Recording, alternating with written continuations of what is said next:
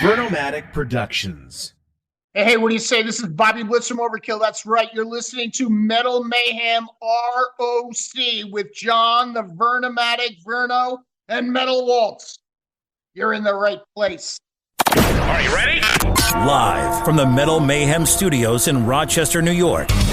We are gold. And heard around the world by metalheads just like you. This is Metal Mayhem ROC. Heavy metal music. Your weekly dose of metal music, interviews, album reviews, news, and more. Want to be part of the show? Send us a message through our website, metalmayhemroc.com, or hit us up on Facebook and Twitter. Search Metal Mayhem ROC, a proud member of the Pantheon podcast team. It's getting nice and heavy. Now, welcome our hosts, John the Vernomatic Verno, and direct from New Jersey, Metal Walt. Good evening, everybody. God, Metal May is over. We are full bore summer. Yes. Thursday nights, new content drops. Tonight, we got a scorcher of an episode. We welcome Bobby Blitz from Overkill. Band has that new CD, Scorched, new tour, new shenanigans. Well, Metal Walt and I, we meet up with them. Those two talk Jersey. We talk old school. We talk the new album. That's coming up in just a minute. But first, just want to remind you to get up to our website, metalmayhemroc.com. Sign up for our newsletter. Get updates on new podcasts. We're pumping them out now, gang. Just fucking pumping them out. Let's see. Last week, we had our crossover episode with the guys from the Talk Louder podcast. And we were talking about everything Metallica, their new tour, their new album. That was a good one. We had a few rock and roll detention episodes. That's our sister show we do where we take deep dives into special, content, if you will. We had the band Badlands talking about their two albums.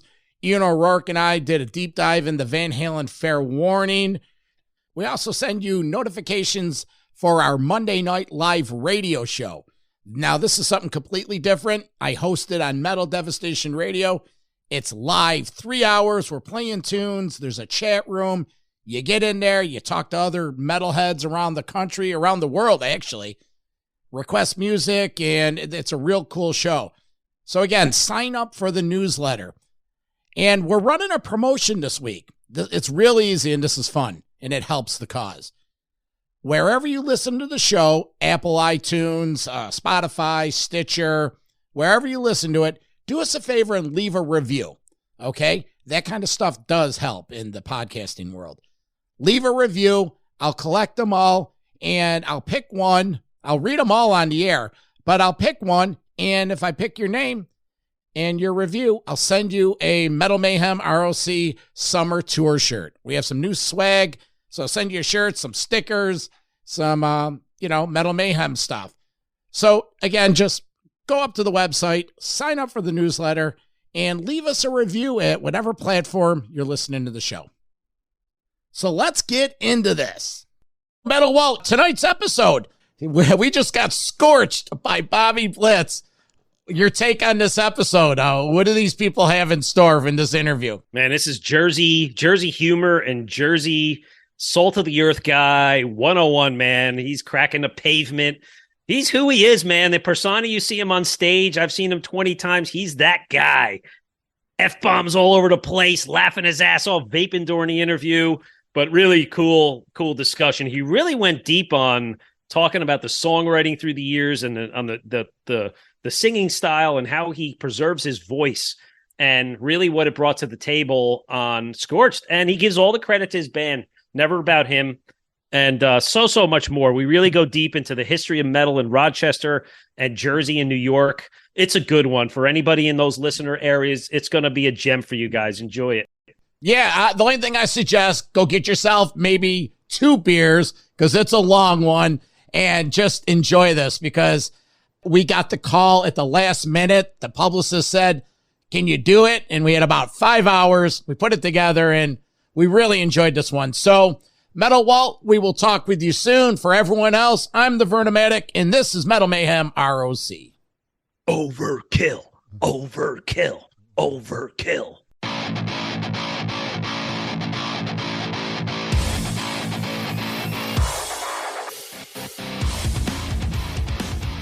So we got an old friend up here today. The band just released their 20th album. He's live from the gutter. Let's welcome Bobby Blitz from Overkill. Hey, Bob, welcome to the show. Good to be on Metal Mayhem with the Vernomatic and Blitz. Ready to go, my friends. Well, you know what? It's a Jersey thing here. Walt's from East Hanover. Not sure where you are, but say hello to my co-host, Metal Walt. What do you say, Walt? How are you, man? I'm great, man. Yeah, we're probably only a stone's throw away, either up the Garden State Parkway or, I don't know, 287-15, wherever it is. Yeah, 287-15 for me. I'm up in Vernon Valley. I've been up here for 3 decades now. Up in the Skylands in the ski slope area.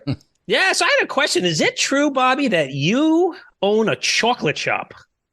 Not anymore. I did for a while. I had a couple of brick and mortars. I had one in Newton, New Jersey, and one in Nyack, New York. We used to import from Germany, Belgium, Netherlands. So it was that high-end kind of a family business. Had a relative wife who was from that part of Europe. She was a Dutch girl, and it seemed like the right thing to do at the time. It seemed like a no-brainer having Dutch chocolate with a Dutch girl selling it.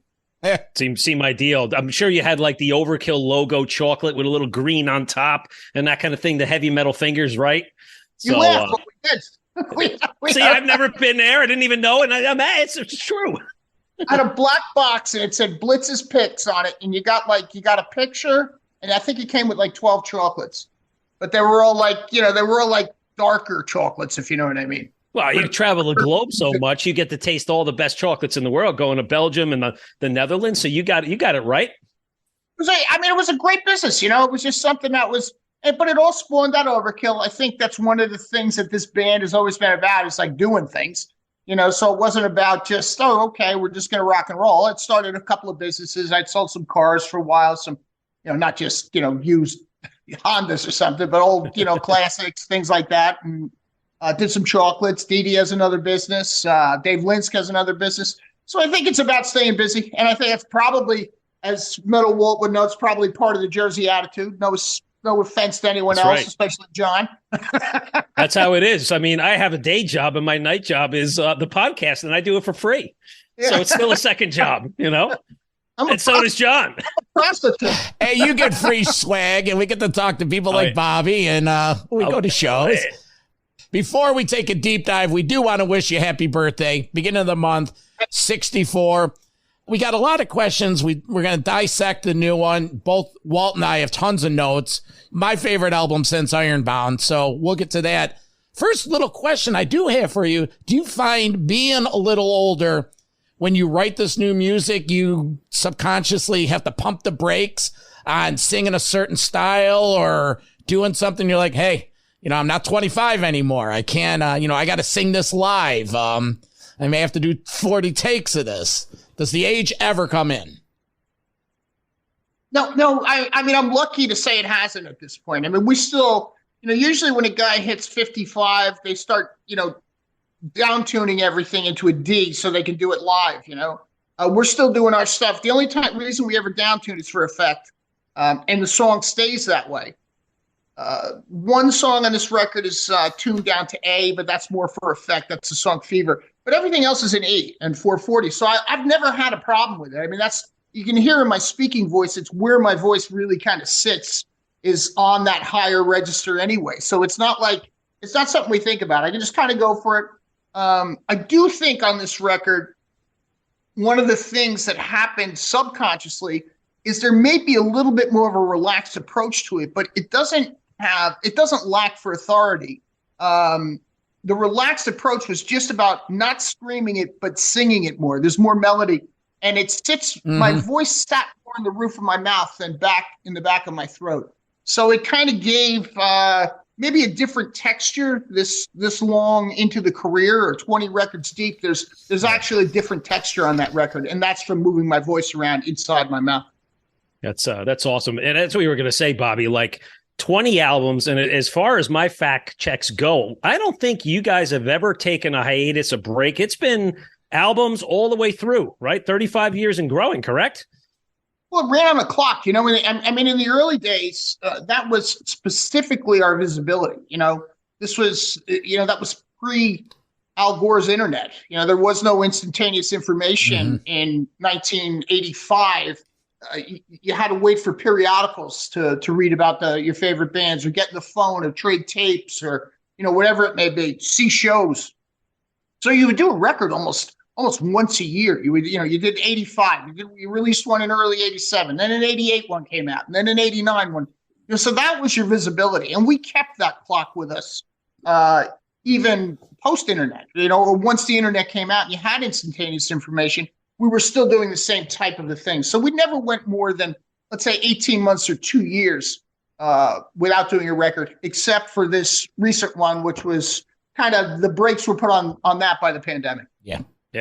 It's it's a killer record, and we're going to get into that. I got to tell you something, Bobby. This is kind of a funny story. The Sound Exchange down in Wayne. It's one of the last standing independent record stores because Vintage Vinyl closed. So I went down there. I guess it was a couple of days after the album was released, and I had 3 CDs I wanted to buy. It was yours, Metallica's, and King's X.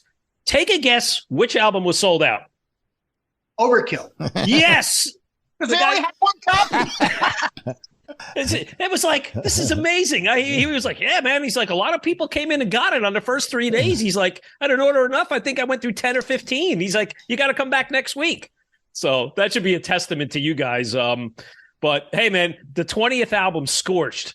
I wanted to ask a question about the album art. It's always something that's fascinating to me, being an old school metalhead, about the album art. And I think here, like, the signature Overkill color is green. And it was funny. I was doing some fact checking before. And actually, I was over in my home office pulling my CD collection out. And I found only 2 Overkill albums that didn't have green in them. Do you know which ones they are? I could probably guess. I hear black. Correct. And it's either Killbox 13 or Relics. Neither. Well, maybe those 2, but it's from the Underground and Below is in mainly blue. Oh, that's right. It is. You're correct. So talk about, just before we get into the tracks, like, talk about the Overkill image, the color green and everything that you guys subconsciously do every time to make a killer album cover.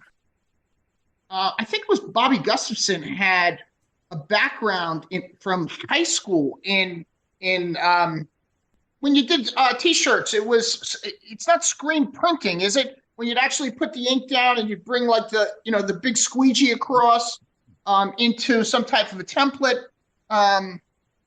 It's screen printing or something like so, but it's actually a physical task that you do. Yeah. And you'd have to have it on a board. So we made our own T-shirts, and we started with a white one, and that kind of stood out, but there was other white ones. Then we had a red one. And it kind of stood out, but there was other red ones. We had a green one. Nobody else had fucking green. That was the whole point of the green. It was some kind of it was a basic kids marketing idea to stand out amongst all the other T-shirts. Mm-hmm. And that's, that's how I remember the green being green, that nobody else had it. So that's why we wanted it. And that's why we ended up getting it back, because other bands had, bands that were huge. Iron Maiden had Eddie. We wanted Charlie. We wanted something that would identify us. So you put the green together with the bat, and that was, let's say, the kids' idea of what marketing would be, and something we've taken all these years with us. And all the way up to this day, there's, some form of green or green tinge on the pictures, or green vinyl, green background. But this artwork, for instance, this is just, I attribute the artwork on Scorched to Travis Smith, who has been with us since Necroshine and has progressed from year to year to year. The guy he's doing stuff that you can put under glass and frame at this point. They look like fantastic paintings, not just some digital imagery kind of thing. And when he came up with these 2, we were throwing things at him, and he came up with this conflict of the 2 skulls, facing off against each other. And then when the title came up, he went berserk with the fire. I was like, well, we've had fire, but I said it was 20 records ago. What's the fucking difference if we're ripping ourselves up? This is a beautiful piece of art, So that's what I attribute that to, is Travis Smith. And that's definitely not our insight into what great art should be. It's all Travis. I love the green cassette, man. I think I need to go on the website and buy that, man, because I still got a cassette player, because I got a lot of old bootleg show cassettes, a lot of Overkill shows, from the Birchill and Nose on cassette. And it would be nice to have that up in my collection. So I'll tell you, isn't it funny that, I still have cassettes around here too. I was just talking to a guy the other day, and we were talking about, DVRs and DVDs and all this other shit. And I'm like, something, I still have a VHS player. And I have it connected to a little 19-inch TV, but I can have line outs on it that I could go into my computer. But the whole point of that was that if I wanted to play those old VHS tapes that I had of the band, like from the early days where people would give them, I said, I can't get rid of the VHS player. No, you can't, because you have some great archives from your earlier career or old football games or something you taped off TV, maybe some porn on the wiggly lines or something, Here's a funny thing about the cassettes. 35 years ago when I was in high school, I was doing broadcast radio. And about 2 weeks ago, I received a cassette from an old listener, said he was going through his archives and he found this cassette. He mailed it to me. So here's this. Yeah, same thing. Here's a cassette of me in 12th grade, 1986, doing the Metal Mayhem radio show, fucking playing Overkill, Feel the Fire, Metallic. It was the night, it was the night we premiered Master of Puppets, because we got an advance. So, hey, you know what you got to do, Bob? You got all that stuff you have to send it to one of those transferring companies and have all that stuff digitalized before it won't play, on a serious note, because that's a good point. Yeah, because you can't just let it sit there either, right? No. Yeah. It oxidizes. Maybe we could get a 2-for-1 deal, Bobby, because I got about 8,000 cassettes of stuff that probably need to be transferred too. But I'm not doing our 2-for-1 if you have 8,000. Yeah. So, Bobby, we want to get into the new album. We love it, as we said. We're going to cover off on most of the songs. So I'm going to start it off. I mean, you talk about like the first 3 tracks. It's like a 1, 2, 3 kick in the teeth for me.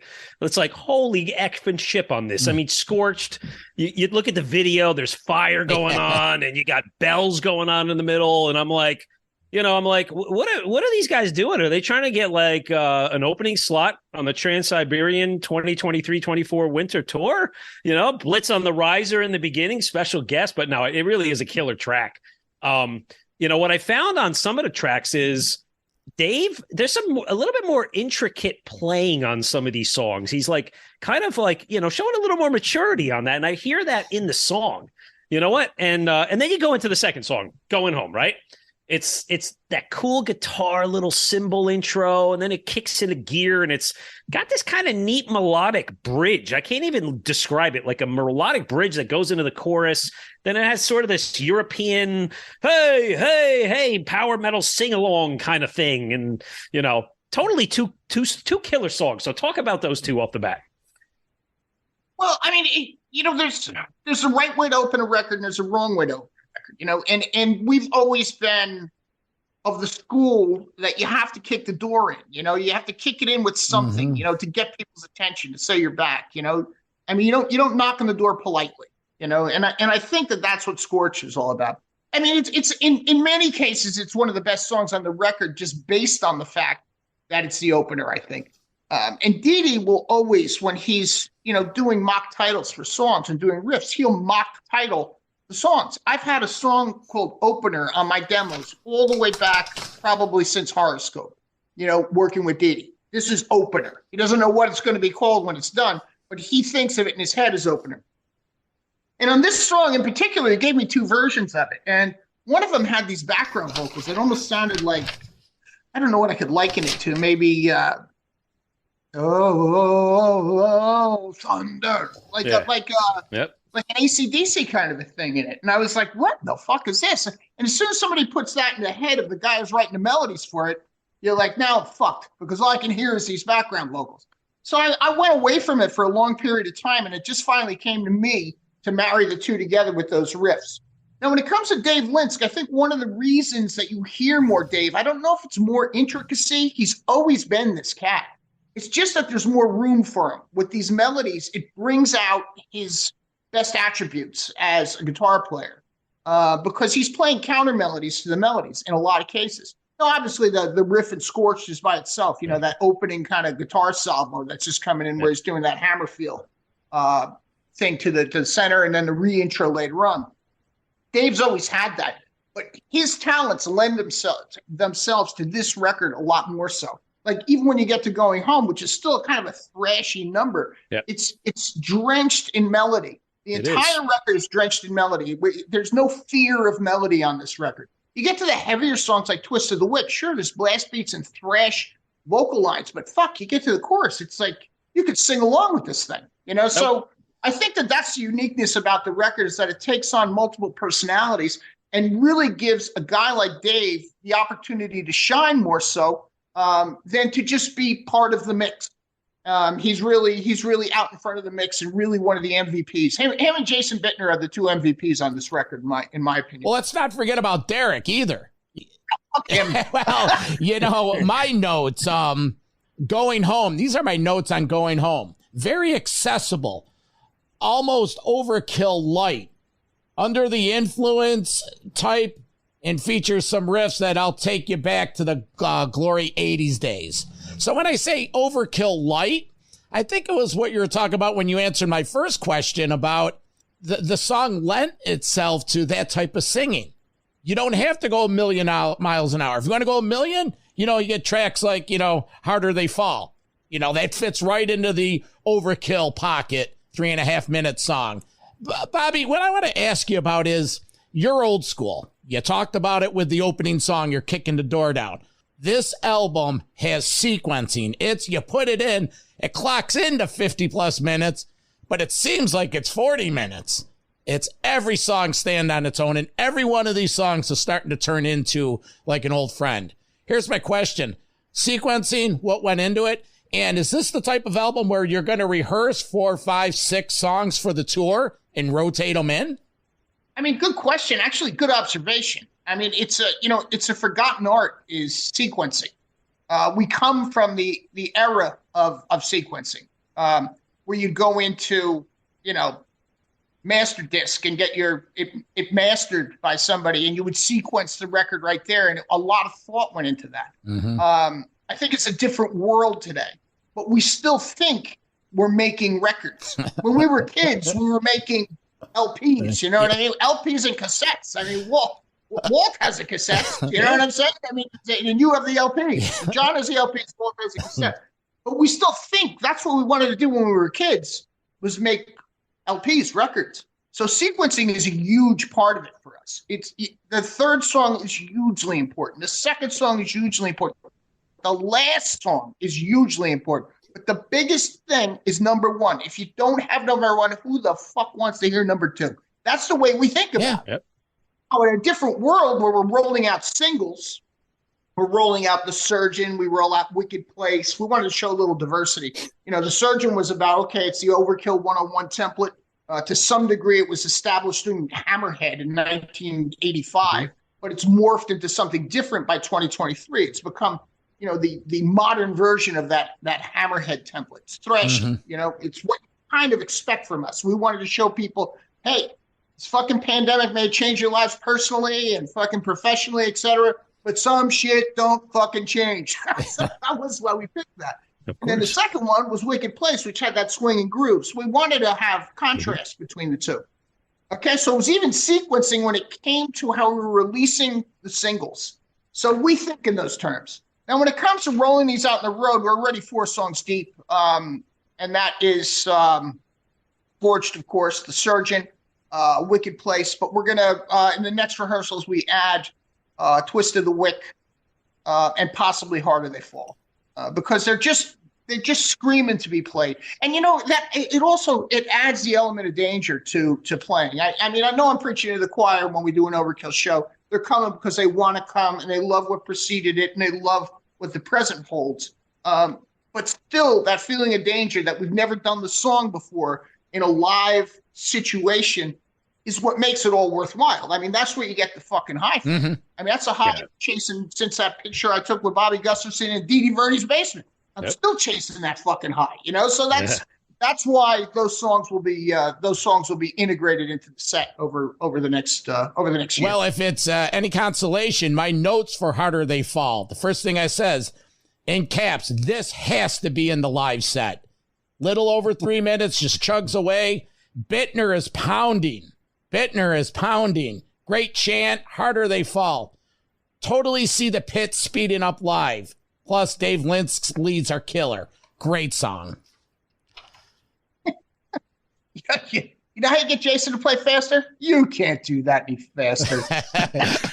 Maybe 10 years ago, Jason. I'm joking, of course. Yeah. He did a great job on this record. He really, again, is one of the MVPs on it. And that's his speed and his consistency are just, they're unparalleled, in my opinion. I have a funny story about Jason Blitz. Right before the pandemic, you were over in Europe, fall 2019, 20, something like that. Funny. I work for a company in Belgium, and you happen to be in town in Antwerp the week I was there. So of course I go to the show, and I'm walking down the street, and I see Jason outside, and I'm like, "Hey, Jason, what's up? My name is Metal Walt." And he's like, "Wait a minute, you're an American accent? Yeah, I'm from Jersey too. What the fuck are you doing here? Are you stalking us or something?" I said, "No, I'm on a business trip." But you talk about, I mean, I wanted to get into the live stuff later, but you talk about like the whole world makes sense moment. I'm drinking those strong Belgian beers, watching you guys at Trick Zal, and you play Welcome to the Garden State. Welcome to the Garden State. I'm the only guy there that understands any of it. I'm half in the bag with these delicious beers, and I'm like, God is shining the light on me. This is perfection here. Were you looking for a big-haired, gum-chewing Jersey girl? Not going to find that in Belgium. You might find a big girl, a big Dutch girl, But anyway, so hey, back to some of the tracks on the new album. Like, and I'm a funny guy. I like to be stupid about the humor, but like when it comes to The Surgeon, like, and some of the lyrics, like, what is this stuff about? Like, I'm imagining listening to The Surgeon, and I can imagine you go off stage and you come back with a doctor's coat, a white doctor's coat on, with some scissors and a big syringe, and you're gonna say, "I am the surgeon, and I cut your dreams away." Like, what are some of the inspiration you get for writing these lyrics? I mean, I suppose somewhere it morphed into something that had a little bit of humor to it. It was honestly very fucking shittily depressing when it was first written, because under the circumstances it was written were that of the pandemic. And the surgeon was our fearless leader, who you'd hear every night go on the news at fucking 6 o'clock and contradict himself from the fucking day before. Yeah. Eventually, like many of us, I said, I've had enough of this shit and enough of this fucking surgeon. And that's why the song eventually became that way. It became kind of, can't say, maybe the vocal line itself is kind of silly, the way it bounces back and forth. We were killing for the martyr, we were killing for the Pope. But I just wanted to get something in there that was rhythmic and make it sound that, do what I say, do what I say, do what I say, not what I do what I say, not what I do. So I took that depressive end of it and made it kind of hypocritical with regard to the lyrics. So I suppose that's where you're picking up the humor through it. Yep. I'll cut your dreams away. It's just that simple. And listen, when all is said and done, no one has the right. So. What about Twist of the Wick? What is that about? I mean, number one, it's a killer heavy track. I like that little, like, sounds like monks chanting in the middle. Like, did you go down to the local church and get some 97-year-old priest to do some chants? Hey, listen, I'm sitting right here, okay? That was a tougher song for me to write. I never really saw I didn't see that one. Usually I can see the outcome of the song. I think most guys can. You at least envision where you're supposed to go with it. I never could, and I don't understand why, because it just seems like it's in my wheelhouse. But I think the difference was the fact that there was thrash, coupled with super melodic type parts, again, bathed in kind of melody. But Twist of the Wick is just something that I picked up when I rode with a club here in Jersey. And, to twist the wick is just get the fuck motorcycle reference, right? Twist the wick, get the fuck, get out of here. Everything's exploding around you. Twist the wick. That's as simple as it is. There's a solution to all things, Yep. So I just implied it into the song. But, I was listening to the song and I finally got it down, and I was working on it in sections. I had the pre-chorus and I had the chorus. I was really satisfied with them. I wasn't going to be doing anything in the center, but I needed the verse. And I finally scored the verse, and I had been working on this one section over and over again. And I had to do who I work with play it back. I'm like, play it back. Just play the whole song through. I want to hear it. I haven't heard it in a month. And he played it, and then the Monks came on, and I'm like, what in the fuck is this? He goes, Didi said this. I'm like, when? He goes, it's a month ago. It's him and Derek and Michael Romeo all fucking around with a fucking computer. And I loved it. You know, it added such another characteristic or nuance to the song that kind of took it somewhere else between the church bells and the monks singing. And there's cellos going on. I'm like, what the fuck are we missing? We're just missing, you know, the birthing of a baby on this thing. I mean, there's so much different fucking shit in here that it made it that much interesting. So, I mean, I love the song. It came out as one of my favorites once I actually saw the final, you know, the result. The result came before the vision, put it that way.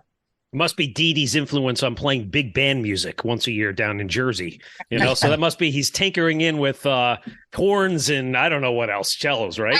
Well, there's more. I got a double dip, the Wicked Place Fever combo. Bongos, you know, channeling your inner Sabbath. It's a nice bluesy. You're singing cool. You know, another example of you guys stepping out of your comfort zone. But hey, it works. It fucking kills. But, you know, I mean, for some reason, I always thought I wrote records for other people, you know, and I realized more than a decade ago, I don't know if this is maturity or something. I realized I was a selfish bastard. I was doing this for myself. You know, I mean, I'm a liar to say, you know, listen, I'm part of the community, of the metal community. I'm honored to be such for so long, but I write these records or my parts of the records because I love performing this shit. And whenever it goes different into something like Fever or something like Wicked Place that has that groove that I was singing those kind of groove songs when I was 14 years old in the fucking shower, man. I mean, that's right off of a fucking Sabbath record almost, you know, from that era and for Wicked Place. And then the thing, when we got to Fever, I was like, fuck, this is going to be great if we could get this to work. And finally, when it came together, I was like, this is fun. This is what it's about. What's that? The groovy chorus line, 3-12-20, 2/3 money, 313, and shut my mouth. Like, what the hell is that about? 3-12-20, all shot down. That was the day they shut the world down. 12-20, yeah. All shot down, and I don't know if I believe her. 2/3 money, where's the crown? I don't even know I believe it myself. We call it Fever. So it was the whole point was I was writing it way later on, but I used the date of the last show that we were doing, which was 3/12/20. I wrote it later on saying 2/3 of this is about the cash, isn't it? Which, by the way, that was going to be a talking point for later. You know, I was supposed to go to the next show in Jersey at the Wellmont Theater, which turned into the infamous 609 fucking days later T-shirt, you know, with Phil Demo playing. So, yeah, you got there, right? It took us a long time. I mean, the lyrics in the center of that were done. I think the next line is 313 and shut my mouth. It's, you know, just shut up and take what we're feeding you. So it was a day-to-day kind of experience when we were in Charlotte, North Carolina, and they said, you know, Live Nation was like, we think we're shutting the world down for shows. I was like, they're shutting the world down. Everybody get their fucking clean underwear on because we're heading home after this, you know, and because you just knew it was going to happen. So all I did was put it in the song just to be as sarcastic as I possibly could with regard to the edict of those who rule the world. I have one last song, and then we're going to take our walk down heavy metal memory lane because this guy's itching at the bit. I mentioned earlier, but Bag of Bones. It's a great song. Tell us about this song. It's out of the comfort zone, another one, and an excellent album closer. I call it the Overkill dance song. Okay. I mean, you can see you could picture some booty being shaked to this, you know? Yeah. I mean, this is like, we were talking about mock titles before. I mean, I had one that was called 10. I only got 10 songs. And then I got a mock title one that said last one. I said, how can there be two number 10s? And I got on the phone with Didi, and he said, no. He goes, last one is just because it's so much different than everything else, that it needs to be somewhere by itself. And he goes, and I just want to do it because it's fucking fun. And I was like, well, good for you, to have that kind of have that kind of motivation behind it. So when I got into the song, and it's really one of the first ones I did because it was just fun.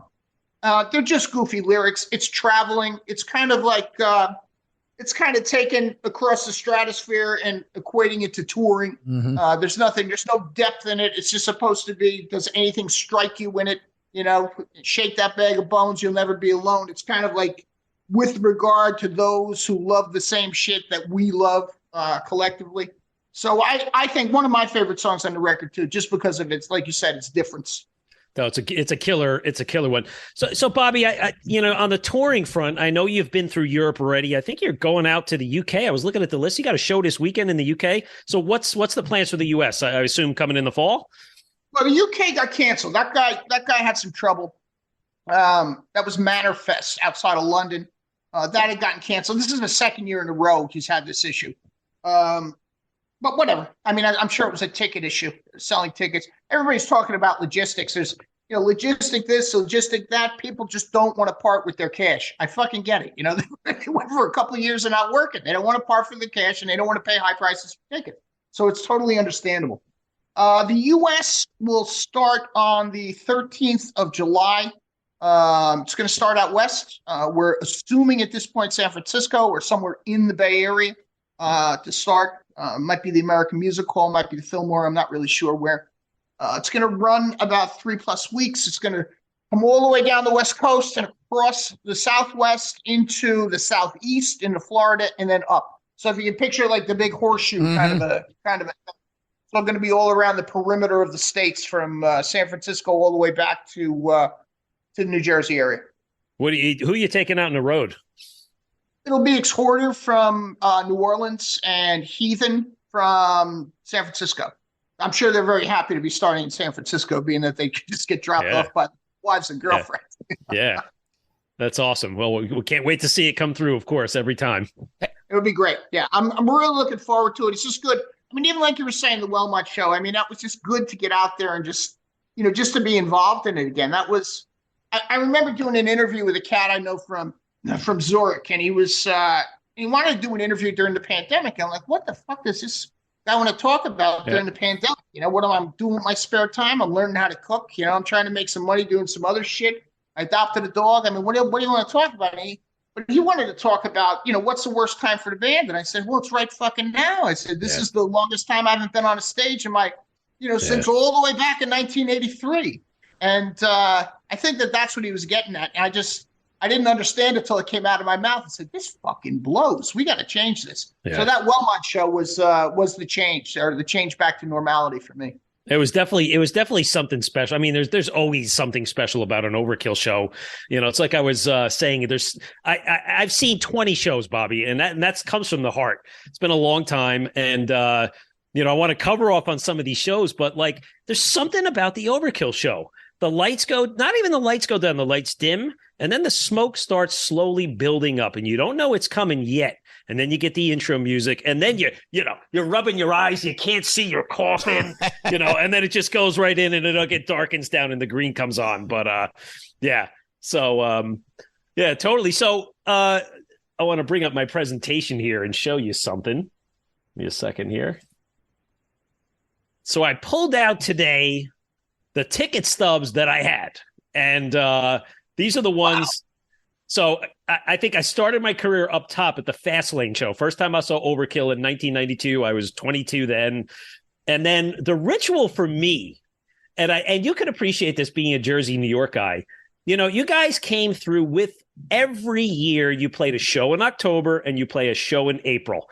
It was mainly the Birch Hill. It was the Cricket Club in Irvington. And then you moved over a little bit to Club Benet.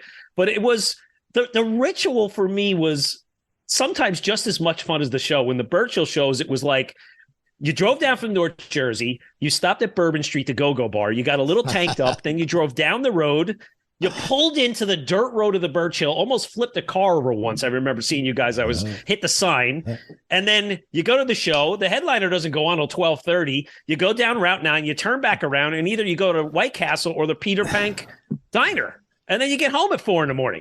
It's just, you did it twice a year. It was just the ritual. So, John, I gotta clear something up. So you get in the car, you go down Route 9, you stop at Bourbon Street because you know the band's going to be there before the show, and this way you can get your shit signed. I like the fact that he called the strip club the Go-Go. The Go-Go. What's 1968? The Go-Go? I don't know. That's I always the Go-Go bar. There was a girl there that used to. She had the ability to climb up the pole, and then she would flip upside down with her legs up, holding on, and come down, and she would put a beer mug without a lid on her head and slide all the way down and never drop it. That was like worth the price of admission in and of itself. That's my sister. She does that at Thanksgiving. Well, okay, send us your address. We're coming. Go. So, hey, Bobby, talk about some of these old days in Jersey, like the Birchill and some of these shows down in the gutters of Jersey, like you used to say. Yeah, I mean, the cricket club, this was, they started doing stuff. That was right outside of Newark. It was not the nicest area of the world. It was not conducive to bringing people in to the shows. There was also at the cricket club, they did the New Jersey Metal Meltdown. I don't know if you remember that, but that was done by a guy named Jack Koshik, who actually started the Milwaukee Metal Fest out in Milwaukee, which is actually happening right now again. This weekend. But Jamie Josta from Hatebreed has picked it up. But Koshik he tried to bring that to New Jersey, and he did it at the cricket club, but then moved it down to, I think it was the Paramount Theater down in Asbury. So he did some decent things. But I remember playing the Fast Lane, and that was one of those gigs I remember that we did. Like, should we do it, or are we going to be relegated to playing like places like the Fast Lane from now on? And we got stuck in that for a while. The New York Steel Show was Eddie Trunk. Mike Piazza was like the co-host of it, which was awesome. A big baseball fan. You know, I was talking baseball. He's talking flotsam and jetsam to me. He's like, I know all your stuff. I got all your... I'm like, what's the best part about being in a professional baseball team? He's like, I like flying coach because people can't believe when they see me back. I had some good fun with that. BB King's, that was kind of, that was back into the city for us. That was one of the cool things about going to BB's, because we did a few gigs at BB's right on 42nd. Yeah. Before you knew it, we were over on 43rd at what was the Best Buy Theater, Sony. Now is I think it's called the Palladium, over 43rd and 7th, or 43rd and Broadway. So there was some, these are some good memories for me. I don't know if you remember the one at the bottom, the Hard Rock Cafe show. That was, I think it was an Eddie Trunk one, and you had to get on the guest list for it. And you didn't have a drummer. I don't remember who the drummer was at the time, if it was Ron Lipnicki or whatever. But Portnoy had to fill in on that, and I remember that show specifically because you guys did. I think you guys did Symptom of the Universe, and maybe it was Highway to Hell or something. But it was like a cool, chill show with some Overkill songs and half covers. It was Hard Rock. That's when the Hard Rock was up on 57th, I think. Yeah. I'm probably looking at it. Yep. 221 57th. It was Portnoy. It was Mike Portnoy filled in. It was our drummer Tim had just gotten married, and his wife had a child that was ill, and he said, I can't do it. I can't come for this. And Portnoy put it together in 2 days. And Mike is that kind of guy, Mike has always been, he's not just that drummer. He's that encyclopedia where information that comes in, what he's heard, is always comes out of him. And ever since that show, he'll show up somewhere where you least expect him, like Sweden Rock, Crocodile Rock, and fucking Allentown, with a pair of drumsticks in his back pocket. Say, hey, can I play? Yeah, sure. I got no problem. Hey, Bobby, I'm going to pivot into a few listener and tweeter questions that lines right up with this. Vince McDowell asks, in honor of your BPMD covers album and your Metal Allegiance performances, if you could sing any song live with another band, what song would it be and what band would it be? Vince McDowell. Any song. Obviously I would pick a Priest song. Because I know I'm not Rob Halford, but I aspire to be such. That makes any sense. And I have the balls to go up and do it and even fail if that's the case. But I love Priest songs. And the song I would pick would be Painkiller. That test your chops. Let's see. Next question is Mike Anthony of Rochester. Ask Bob, are you still in contact with Rat Skates or any other of the members of the long Overkill fraternity? And let's give a nod to the late Sebastian Marino. We lost him at the beginning of the year. He's a Rochester native. Can you comment on any of these past members, and especially Sebastian? Of course. Hey, Mike. Yes, I am in touch. I mean, Sebastian actually had opened a production company, and we, up until, I guess it was pre-pandemic, 2018 or so, we'd always rent a lighting package from him. And what he would do, he was going between Rochester and Florida. He'd remarried and went to Florida and had like a place down there, and he would hang out with Dave Linsk. But he would try to pick up the lights himself at the last show so that he could see all the guys, once a year. So we always kept that wide open. And whenever I got a bill from him, I would call him and complain about it. You son of a bitch! Is this what the amount we agreed upon? But so there was always that, great camaraderie between us. I'm in touch with Joe Camo, obviously, since Seb passed. Tim Mallory, I see when I'm down in Florida. Sid Falk is on my email and text almost on a regular basis. He's doing music that he's producing and mixing on his own, mixing for other bands. He's out in Oklahoma still. I'm not in touch with Rat or Bobby, so that's the first transition of the band. Rob Canavino owns a bar in upstate New York. He pops out whenever we're in Rochester or somewhere in that area, Binghamton. He'll come down and say hello to us. I'm trying to think if there's anybody else. Eddie Garcia, Ron Lipnicki is in touch with us. So probably only the first two guys in Merrick Gant I'm not in touch with. And, he's going to kill me, but my buddy up here in Rochester does Sound and Lights, Big John. I know John, yeah. The Rochester connection. Of course, we got the Penny Arcade. You did Backstreets. But the last question I have from a listener, his band actually opened up for you guys at the historic German house, Bill of Order of the Dead. It was Overkill, Crowbar, and local support. Bill asks, how do you keep your voice in shape when in the downtime? Does the band practice regularly, vocal exercises, or screaming in your car when you're bumping around town? Bill from Order of the Dead. I remember that gig at the German Hall. That was actually a good gig. Keeping a voice in shape, I don't worry about it. It's not like, I'm not like one of those dudes, I mean, obviously you see me vaping here. I used to be a fucking Marlboro guy. I was for, until 2012. I dropped them. It helped my voice as soon as I did. And helped my air and helped my health. But I don't think, I forgot my scarf. I don't think, I better warm up or, I'm fucked. I never think this stuff. I think there's something to be said about not worrying about it that helps it. I do aspire to be better. I think that helps me. We don't tune anything lower so that I can reach it. We do everything in the original keys that they were written in. The only time we, detune or down tune is like, for instance, on Fever, it's tuned down to an A. But the point is so it shakes grandma's dishes in the china cabinet, not so that I can reach those notes. The idea is for effect more than anything else.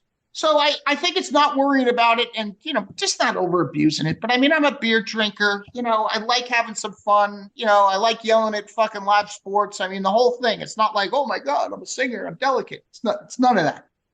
None of that. Delicate, I'm not. Hey, Bobby, just going back to the touring, it's a bit of a cliche question, but I remember one other show back in the day. You played in a convention hall in Asbury. You were filming the 20th anniversary for the DVD. And I was at that one too. And I remember it was the longest Overkill show. It was like 2 hours and 10 minutes. And it's hard when you got 20 albums, but how just do you sit down every tour and decide how to pick 15, 16 songs that are going to fit in 90 minutes? I mean, obviously there's some you got to have to do and a sprinkling of the new material, but where do you go back and how do you go back and pick out those deep tracks and gems? Well, I mean, there's you have to. I mean, we don't ever talk about it, but there's got to be certain songs that are in there. I mean, there's some classic songs that have to be in there, and they get shifted around. But I don't think Elimination or Rotten to the Core has ever left the set. Mm-hmm. I think of the newer songs, one of them is Electric Rattlesnake, has never left the set since it was written. They just seem to lend themselves to good energy when it comes to the crowd. But there's in Union We Stand gets inserted in and out. It'll be exchanged with a song called Bastard Nation. So I kind of look at it in percentages. It's got to be 25% new, or it's just not going to fucking work, or it just won't be that exciting for the band. 25% new, 25% classic. We're at half of it right there. Then some hidden shit. And then you just kind of dust it off with, what do you want to hear? What do you want to hear? What do you want to play? You know, that kind of a thing. So it's really a democratic process with 50 to 70% of it being new and old classic stuff. Yeah, that's killer. Well, we can't wait to get out there and hear the new stuff, and of course everything that we're looking forward to, and can't wait to get my eyes and throat clogged with that good old smoke coming at you. Last point before we let you go, Bobby, you mentioned before, if there was you wanted to sing maybe Judas Priest or that kind of thing. We were talking to Jason McMaster back in December, and this was right around the time when he filled in for Mark Tornillo, and then he filled in for Johnny Bush. And he gave us a very long version of how he landed the gig. And he mentioned that you were the first choice to fill in for Accept, but you guys were out on the road in Europe. Is that a fact? Well, yeah. I mean, Tornillo got to me. I mean, it was Mark had some trouble, and then Wolf gave me a call, got my number from Tornillo. I was recording Scorched. I mean, I wasn't going to leave right in the middle of that to go out and to do 4 or 5 songs and maybe blow my voice out with stuff I don't know that well, and then come back, and then our stuff would be in a little bit of jeopardy. So I suggested a few people, and they eventually ended up with Jason, who's a great singer, who's done a ton of stuff. I mean, he was a perfect choice for the whole thing. But I got him in touch with I think Zetro and Asagata, stuff like that. I said, I got plenty of people that we can get in touch with, and I didn't have Jason's number. But he was, I was the first call. I think Jason was the confirmed call, and was a great choice for helping it Accept. Yeah. Well, you can step in the shoes anytime. Maybe someday you'll do a big cover show and do all your best classics. You can bring it down to East Hanover. I got a big yard, man. We'll set you up in the yard on the blacktop. Oh man.